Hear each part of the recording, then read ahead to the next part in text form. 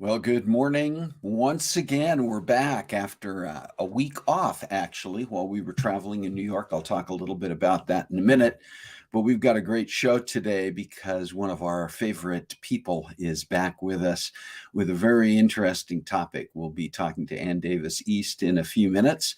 So, right now, put on the brakes, grab a cup of coffee, and join the conversation because it's time once again for Coffee Breaks with Steve.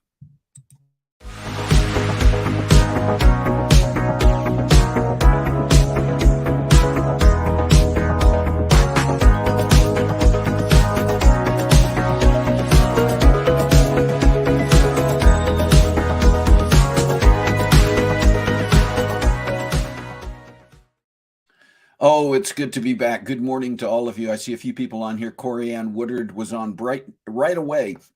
And I see that Carissa's here. Of course, Carissa is our director, but I love that she's out there in the stream and keeping track of what's going on. Jason is here as well. Good morning, Jason. Kathy Garlick, Kim Baker, good meowing afternoon and happy Catterday. It's snowing there. We've had snow in Spokane as well, which I'll also talk about in a few minutes.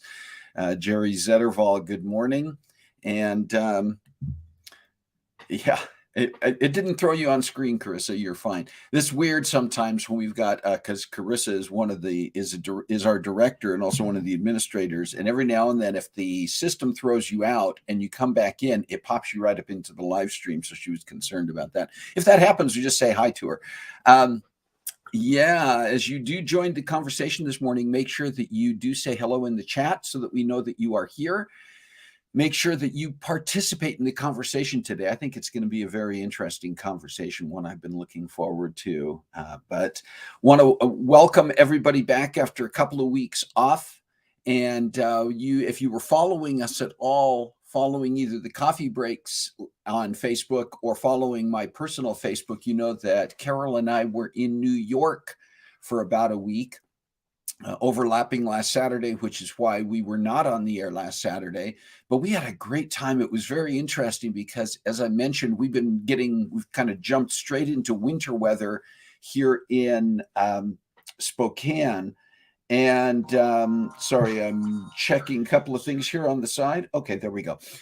We've been starting to get winter weather in Spokane while we were in New York, and we were monitoring that. We have security cameras, a doorbell camera, and we could see the snow on the ground in our front yard.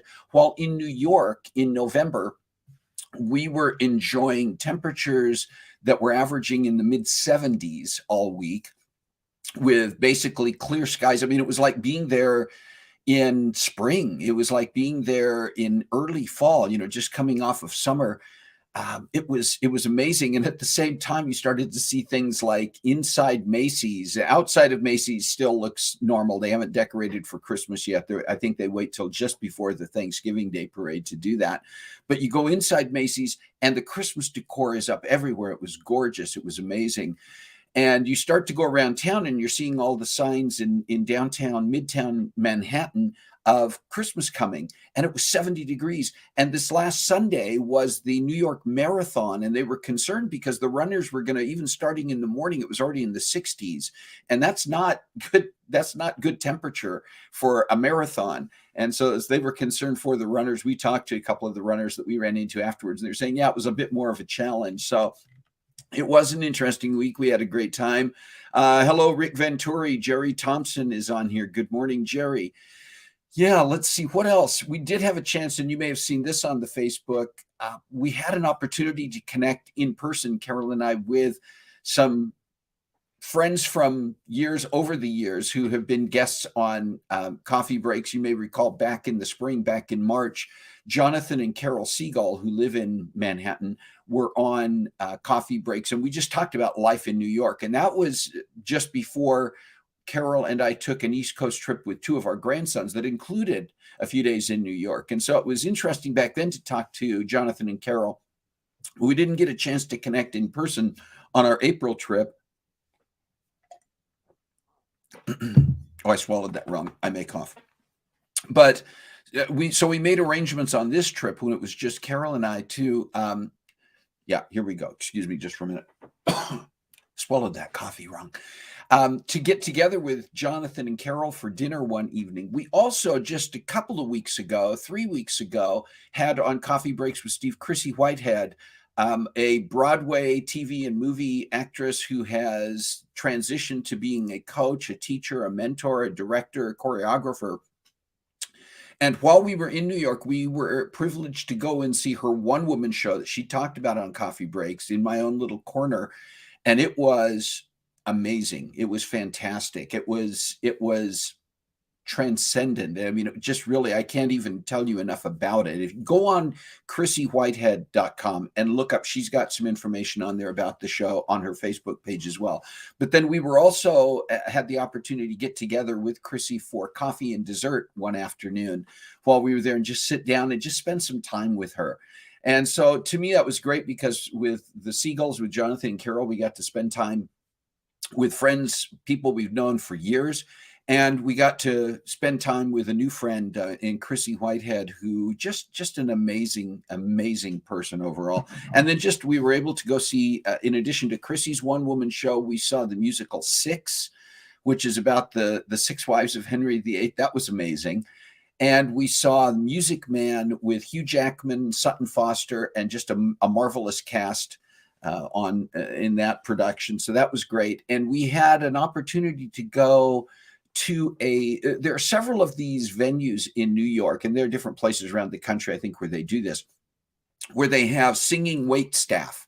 In New York, it's a big deal because a lot of these young people who are coming to New York to try to break into theater, to try to break into Broadway, they have to work. And many times, as many of you may know, working to try to get into acting often involves working in restaurants, working as a server, because number one, the hours sometimes are more conducive to be able to hit auditions and even be involved in shows. But also the schedules give you a little more flexibility. And lots of times the places that you're working are a little more flexible with you. And there are several places in Manhattan. We've been to another one in the past called Ellen Stardust, which is kind of a hamburger place, a lot of lunch crowd there, and it's very family oriented. And we Carissa, in fact, told us had run across another place that we hadn't heard of, and it's relatively new, that's in Manhattan. It's called Gale's Broadway Rose, and it's in an upscale restaurant in a hotel lobby, off the hotel lobby in Manhattan, in the theater district. And it's a dinner venue. They don't even serve lunch there. We were able to go there, and it was just amazing once again to hear these young waiters and waitresses, not only great service and great food, but then they would take turns singing and just take the roof off the place. It was fantastic. We had an opportunity while we were there to meet Gale of Gale's Broadway Rose, the owner, and learned a little bit about their story, how they got started, and which is they opened their restaurant just before COVID, and then almost immediately had to shut it down, and just reopened in a new location in February of this year. So they're really just getting it up and running, and it was fantastic. So we had all of those experiences while we were in New York, and we rode the subway all over the place. It was great. I may do a show in the future where we talk about some of that, but I was able to make some connections while we were there, including Gale from Gale's Broadway Rose, who we hope after the first of the year to have as a guest on Coffee Breaks and talk about the Gale's Broadway Rose. We also, on the final night that we were there, went to Birdland, the iconic jazz club. Now, it's not in its original location where it first was during the Roaring 20s and the 30s and 40s. It's in another location. It's been established there for some years now. And on Monday nights, late Monday nights, like starting at 9:30 every Monday, there is a show, an open mic show called Jim Caruso's Cast Party, where different people show up. Some of them are up and coming artists who are just trying to get themselves on a stage and get in front of people. And some of them are veterans who have been around for years and are well-known names. And it was like 2 hours of people coming up there. And Jim Caruso himself, who has a background in music production and singing and as a host, is funny. as he introduces each of the acts and mingles with the audience. We had a front row seat at a table right there. And I talked to Jim Caruso after the show and talked to him a little bit. And he is, in fact, going to be on Coffee Breaks in January and talk about the cast party and talk about Birdland.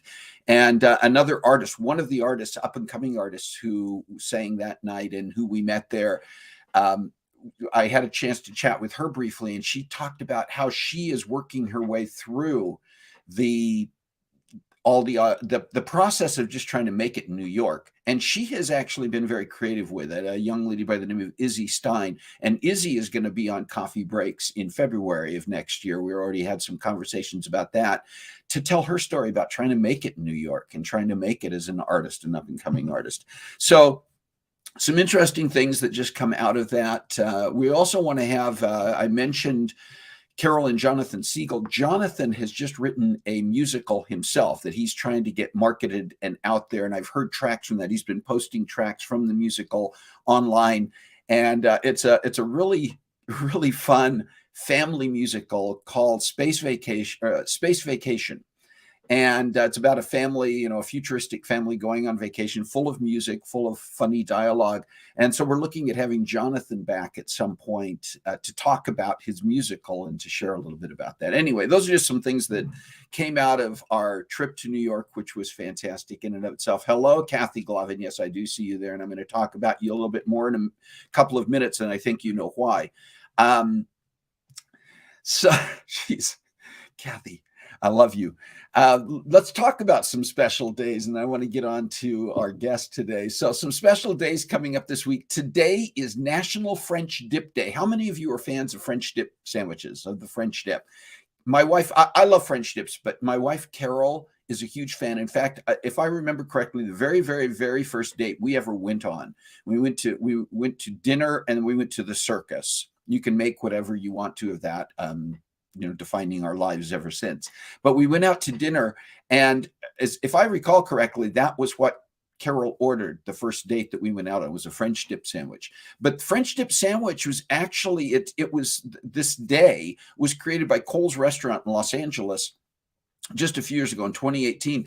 Cole's claims credit for having invented the French dip sandwich in 1908 was when they said they did. A couple of restaurants that claimed that they invented the French dip, but Cole's takes credit for it and started this national day. So if you're a French dip sandwich fan, maybe today's the day to go find a place that serves your favorite French dip and order one to celebrate. November 13th, tomorrow, is Sadie Hawkins Day. How many of you know? You've probably heard of Sadie Hawkins Day. I know, at least back in my time in school, which is 157 years ago, they used to have Sadie Hawkins dances where it was the girl gets to ask the guy to the dance, right? Sadie Hawkins Day is the girl asking the guy. But how many of you know the origin of Sadie Hawkins Day and where that came from? Some of you may, especially, again, if you are in my era or maybe a little bit earlier. There was a cartoon strip in the papers that went on for many, many years, going back, I think, starting in the 1930s, by a cartoonist by the name of Al Cap, and it was Little Abner. There have been movies made since then about Little Abner. There's a stage musical, Little Abner.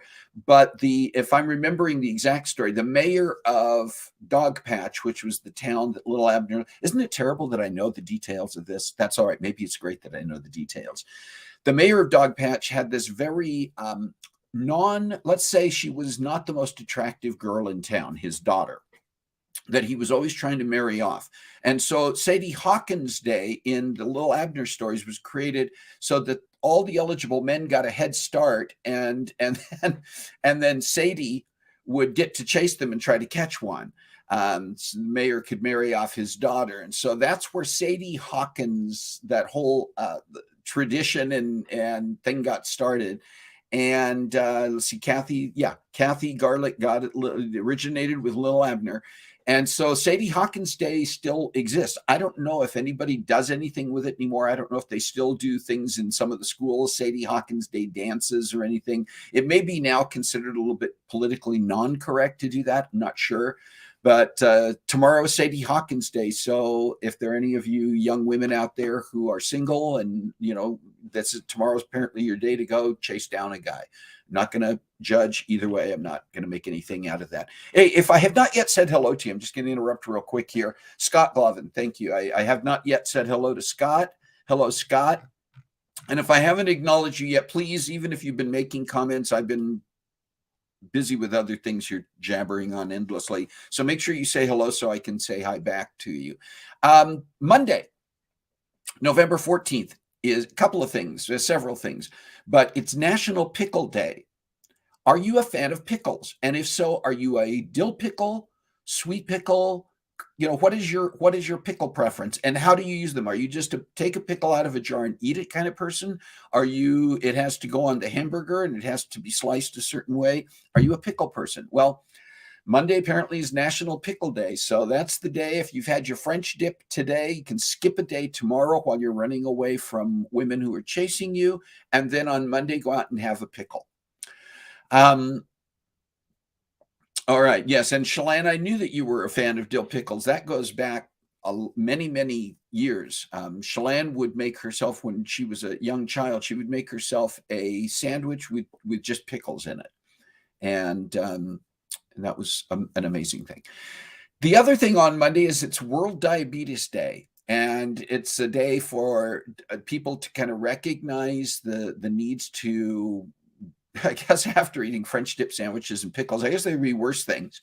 And I don't know if World Diabetes Day is specifically timed, because now we've just gotten past Halloween with all the candy, and now we're getting into this holiday season where there are a lot of sweets and stuff.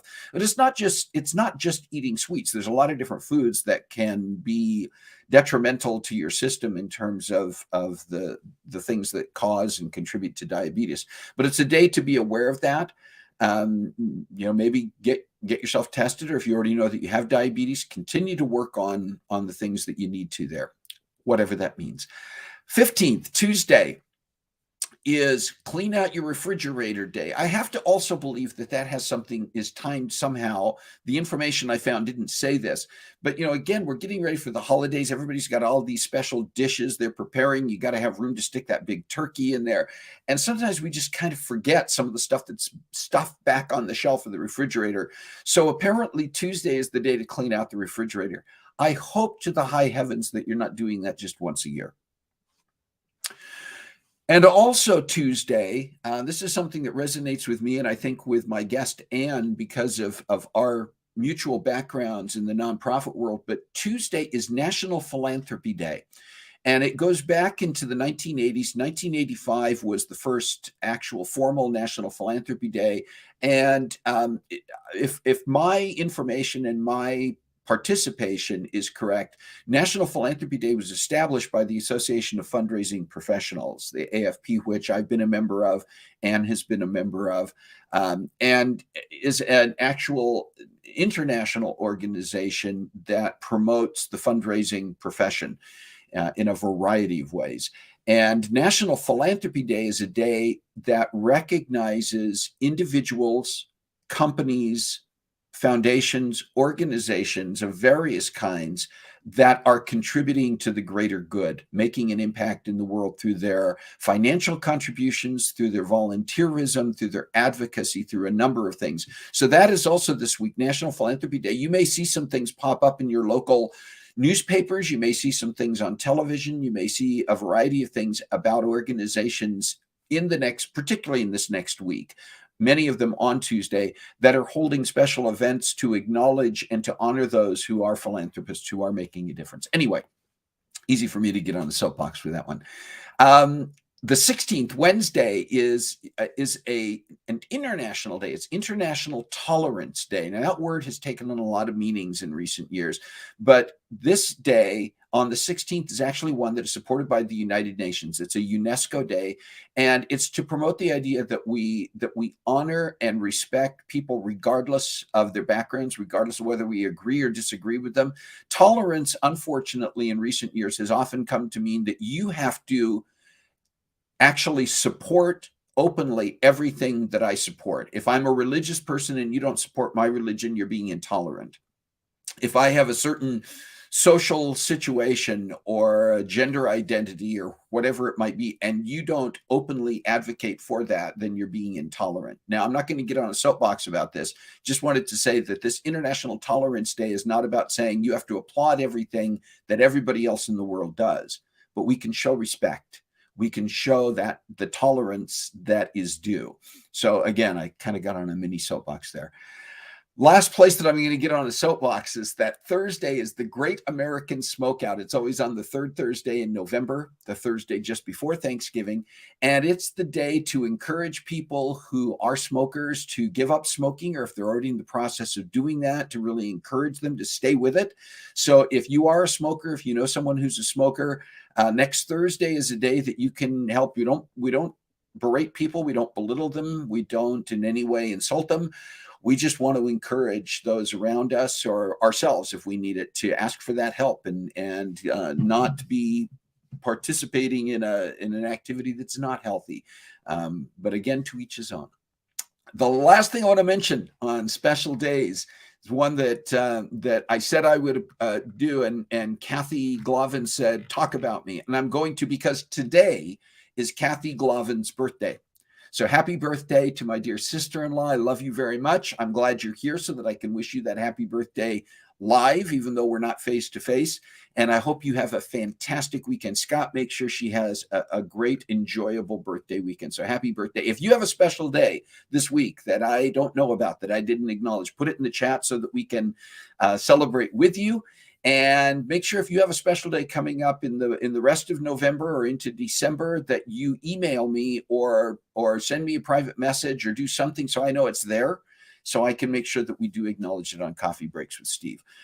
Wow, I did a lot of preliminary talking today. The other thing you may have noticed, a couple of things you may have noticed that we're working with. One is, if you notice that we have been tending to run a little bit longer than a half hour in recent weeks. And having taken that into consideration, I am now just building into our run sheet for this show and my scheduling of the programs each week a 45-minute time frame. I want to be respectful to everybody's time, but I also want to be realistic about the conversations that we're having, especially as we seem to be having more frequent guests on, and those conversations go longer. Although obviously, as you can see, I can talk great lengths without having a guest in the picture. The other thing that we started doing, I've been aware that some of you have had a hard time actually finding the live stream right when it starts. And that is available to you. If you go to Coffee Breaks with Steve's Facebook page, there is typically something that pops up right when we go on that says live, or you'll get a notice if you're following us that says Coffee Breaks with Steve just went live, and you can click on that. Sometimes the Facebook links can be confusing. So to provide a little bit more space for that, we started this morning. We're actually going live about 5 minutes before I come on, at about 9:25 to go live. And with that in mind, we are putting up just a "you're in the right place, we'll start in a moment" slide with some background music. So it gives people a little more time to get signed in here. And hopefully that's going to be advantageous. You can let me know in the next week or two as we do that if you think it's more effective, if it gives you a little more time to get in here. And what else? I think I'm out of things to ramble about, and I really want to get to talking with our guest today. So most of you know this wonderful lady. She has been with us multiple times in the last 2 or 3 years to talk about fantastic authors and books. And when I reached out to Anne to see if she was ready to come back, this one, and I said, "What do you want to talk about?" And she said, "I want to talk about banned books." Now, I didn't go into any more detail with her about it, but what a fantastic topic. So without any further ado, let's say hello once again to Anne Davis East. Anne. Good morning, Steve, and good morning, everybody. And Kathy, happy birthday.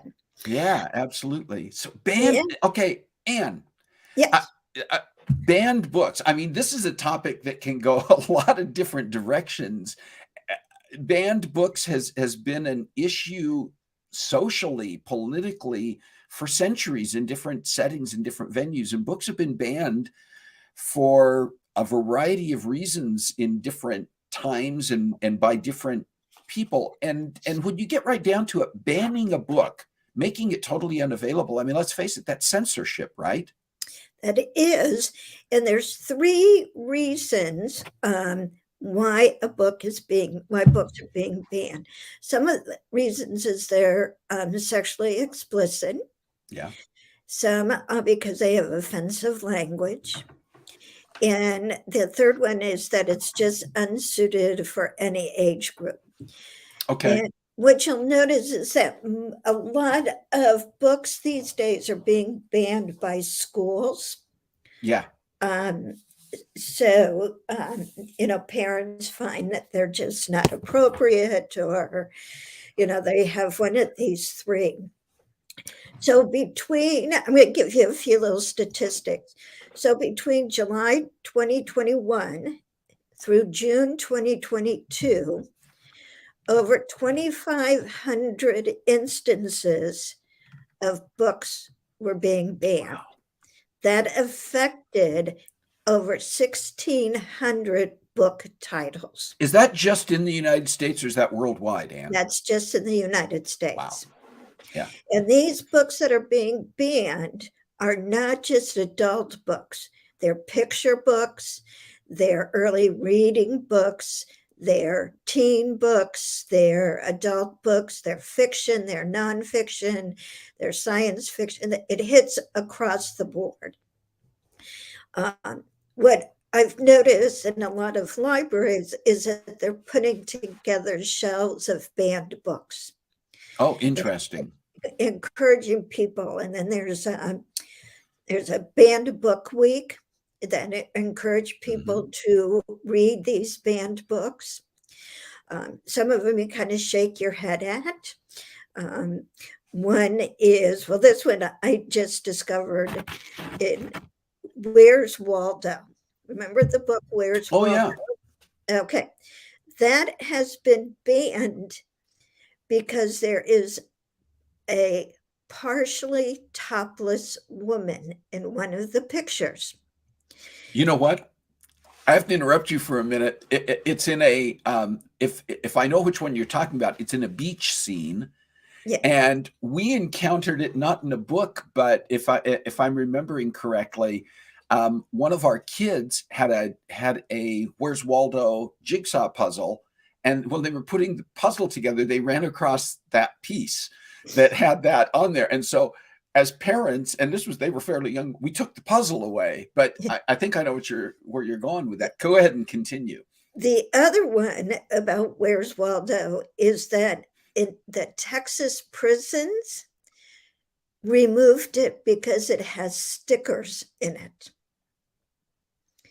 I don't know what the significance of that is, but because it had stickers, they banned the book in the Texas prison. So I'm going to give you one more. Which state do you think has the highest number of books banned? Ooh, that's an interesting one, because there is an old saying about banned in Boston, which would make you maybe toss out Massachusetts as a possibility. But I would almost tend to think that it might be somewhere in the Bible Belt, but I don't know which state. It's Texas. Okay, it is Texas. Between 751 to 1,000 books banned. California has 0. Oregon and Washington has between 1 and 10. Okay. All right. So what I'm going to do is kind of go through a couple of a list of books. I'm going to encourage people to do a Google search. There's a list of 100 banned books. Okay. And I am, as you know, every year I choose a topic and I spend the year reading on that topic. Yeah. 2023 is to read banned books. Okay. So I'm going to challenge you, your listeners, to read as many banned books as they can in 2023. Okay. Okay. So here we go. So Kill a Mockingbird is on the banned list. Yeah. That's for racism and sexuality. We talked about Where's Waldo. Where the Wild Things is on the list. That's because the child's punishment was starvation, so it Okay. promotes starvation as a punishment, and it has supernatural themes. Okay. All the Little House on the Prairie books are on the banned list, and that is because of how Native Americans were treated. Okay. The Color Purple is banned for sexual and domestic abuse thing. Catcher in the Rye, which is like the book Yeah. every high schooler generally has to read, Yeah. is banned because it promotes suicide. 1984, great book, is banned because it promotes authoritism. That is where we also got the word Big Brother. Big Brother. Yeah. Yep. The Bell Jar, Mhm. Sylvia Plath's book, is on Mhm. the ban list because it deals with depression and trauma. And Little Women is banned. And that one I don't know exactly why. But there are lists of the most amazing books that I feel we don't ban books. Then I mean, my 9-year-old granddaughter is reading Call of the Wild, Jack London's book. Yeah. That's on the banned book list. And so she's reading it, and I've been having a conversation with her about it because again, read it many years Wow. ago, just to talk through some things that she's unclear about or things that are brought up. So those are, Wow. we just don't ban books. Everybody should read them and take them for what they are. Well, And have and you bring up a fantastic point in talking about your granddaughter, and that is, I think that's we've gotten into this whole thing about the cancel culture, and we stop addressing things if something has any controversy to. It's kind of again coming back to like tolerance, how we have ended up defining Mhm. tolerance. We've ended up looking at things that might have a controversial topic. And listen, I agree. I think that it's up to, like we did with the Where's Waldo puzzle. There was a reason why we decided our young child probably didn't need to have access to that puzzle at that time. But I think for a lot of these, and you think about the content, you think about the storylines of some of the titles, just some of the titles you mentioned, among others. I mean, I think about books like Gone with the Wind and others that also fall into those same categories and have been banned and been on those lists. And that is, why not? Yes, at appropriate age for certain books, not only because of the subject matter, but just because of the readability. But let's have conversations about those issues. They did exist at the time those books were written. There are elements of many of those books. We see the same things with a lot of movies that were made in the past, that there are elements of those that are uncomfortable for us because at the time that they were made, there were certain norms in society that we now see as unacceptable. And I think in some cases it's offensive to watch those. But I am personally, and again, I'm getting on a mini soapbox here, I'm not in favor of censoring or banning those things. I'm in favor of saying, let's identify them for what they are. Let's Yeah. make them available in the proper settings so that people have access to them. And then let's talk about the things that are present in there that cause us to raise our eyebrows or sit up straighter, right? Yeah. As I said, libraries are putting sections together on banned books. There's the banned book week, which I will find the date so you can add it to your list when you I go want to through. do that. And there are book clubs being established on banned books. Um, so it's just really interesting. Um, and it really, from where I'm sitting, is really coming from schools. Ah, There's always that group of overly conservative people that will find one sentence in a book and think it should be banned. Um, Hmm. and so, keeping track of what's being banned in your schools, I think is kind of a good thing to do as well. You know, it occurred to me, and again, we can get into all kinds of controversial conversations about this topic, but and I'm about to say something, and it's very possible that this book is on the banned book list too. But if you want to think about a book that is full of misogyny, racism, abuse, suicide, and a variety of all of the things that you've talked about, the Bible Yep, has all of it's those on the things. ban. It's on the ban. Of course, it Yeah, is. yeah. So it's kind of interesting. You know, we had the book burning, during with under Hitler and all of that. I Yeah. don't know if you ever remember watching an episode of The Waltons. It was during the World War II, and there was a woman that had found a book that was written in German. Anyway, it led to banning burning books in Walton's Huh. until they discovered that the book that she had found was the Bible. Huh. And then Wow. it was like, "Oh, what are we doing? How could we do that?" But then it's kind of an interesting and very thought-provoking episode to kind of watch on how quickly we make that decision of what is an appropriate and not appropriate book. Yeah. Right. And and stuff. So again, I challenge everybody to pull up that list. As I said, it's across the board from picture books. Some of them are award-winning books, Okay. Caldecott, Newbery book winners.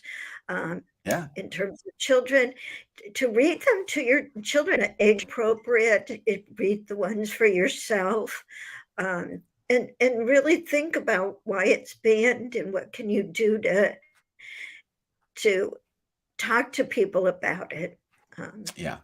and all of that. And then I have one shout out. Okay. Okay, I live outside of Sacramento, California. I'm so excited. My town has a brand new independent bookstore called the Pleasant Pheasant, and they're on Facebook. I have started to order every book from them, Okay. and visiting them once a week. Um, so I'm plugging, making sure you go to an independent bookstore. Independent bookstore. I love that. And let me just say this as we're getting close to the time. Thank you so You're much for welcome. bringing this topic today. And I mean, it's just, it is one of those things that causes, I think it raises the ire in people a little bit. And I think that's okay. I think Yep. that we need to, every now and then, we need to be a little bit uncomfortable about the things in our world. Well, what the heck? Let's face it. I mean, we've been in another election season that hasn't resolved yet. We're probably, no matter what side of the fence that you sit on, or even if you straddle the fence, there is no way to feel completely comfortable with the state of our world and state of our country right now. Again, I find myself saying a lot of things today that sound a little bit soapboxy, but I say all of this to say I think it's okay for us to be uncomfortable enough to say, what can I do to make a difference? And you're bringing up something that's accessible to every single one of us. We can all go to the library. We can all go to those independent bookstores. We can all go online. And we are going to, by the way, people, we are going to post these lists. We're going to post some links on my page that will help you identify some of these resources, some of the banned books that are out there, and help you find the ones and maybe make a selection. And I'm going to check back on the Coffee Breaks with Steve Roundtable and see who is going to read or is currently reading what. We're going to follow up on this. Anne, any last words? I am 9 years smoke free. I congratulate you. I Thank you. congratulate you. And just wish you the best as we go into this Thanksgiving season. I'm thankful for you. I'm thankful for the camaraderie and the relationship that we've had over the years in a variety of ways, and for the wonderful and fun information that you bring every time you are on here. I'm already looking forward to what's going to come next. I know, I'm putting my thinking cap on, so Okay. we may revisit how many so far gave banned books for Christmas gifts. That would be a fun follow-up, wouldn't it? And we may Yes, just have to do that. All right, my yes. friend. All I right, wish you, have a good week, guys. yes, and you have a great Thanksgiving. And if I don't touch base with you beforehand, great throughout the holiday season. Have a great time. All right. Thank you. All See you right. later. See you later. Bye. All right. Listen, once again, just I think some really cool topics when we get a chance to hear from Anne. It's always interesting. It's always fun. And this was a highlight, I think. And I don't know why, but you can tell I seem to be kind of in a soapboxy mood today. So this was a good fit. Let me, in the last couple of minutes before we finish up today, let me tell you some things that are coming up. First of all, we have, in the last few weeks, have opened up a new chapter in the Coffee Breaks with Steve venue, and that is that not live, but in a follow-up within 24 hours, 48 hours total, actually, on a couple of these platforms of our programs. The programs are not only available recorded on Facebook and YouTube as they have been for some time, but we are now also on podcast sites. You can find Coffee Breaks with Steve episodes as video or audio podcasts on Spotify, and you can also find them as audio podcasts on both Apple Podcasts and Google Podcasts. So if you've got friends or others who maybe aren't tuning into Facebook or aren't tuning into YouTube, but you want to refer them to a specific episode, or you want to go back and watch or listen to an episode, you can do that there. So just wanted to remind you of that. Want to let you know what's coming up next week, and that is we've got another fun guest coming on. Jim Mockford is going to come on to talk. He is an author. He wrote a kid's book that is The Kite That Touched the Sky, that has a little bit of autobiographical element to it. And part of the reason for that is that he himself is a kite flying enthusiast. And we're going to talk about that with Jim next week. I think that's going to be a ton of fun to do. We've got some other fun episodes coming up as we get into the holiday season. We're going to talk about family time. We're going to talk about Christmas music, holiday music, and a variety of other things. I already told you about some things that are coming up after the first of the year. A couple more things I'm going to toss out there. I'll be following up with you online to kind of get some sense of how we might want to approach this, if we want to approach this. One I already mentioned it. That is the Coffee Breaks with Steve Roundtable. We do a lot of follow-up there for episodes, and there'll be some things out there specifically with this episode, as well as on my Facebook page regarding follow-up. Make sure that you're going there and you're checking out and responding to the roundtable discussions. Second of all, there was a site called Patreon that a number of people use to kind of get supporters and followers. And we've looked into that. I'm not prepared to go to Patreon at this point, but one of the things that people who are on Patreon do is it allows people to subscribe to get access to special benefits, special access to things. I don't think we've got enough special access. I'm trying to make it all available to all of you, but we're going to be looking into that in the future. And I may be reaching out with some surveys to find out what kind of benefits, what kind of special things might prompt people to want to sign up to follow Coffee Breaks with Steve on Patreon. That's just sort of a teaser to put that out there. And the other part of that, which is separate but could go with that, is there's Coffee Breaks with Steve merchandise. And you may recall in the past, going back a year or two, that I used to do drawings and give out some of the merchandise for free. And we just kind of shut that down. And there's still merchandise available as the Coffee Breaks with Steve logo. Many of you already have your mugs. You got your whatevers. But I'm going to be doing some surveying to find out if there's an interest in having a marketplace for Coffee Breaks with Steve merchandise.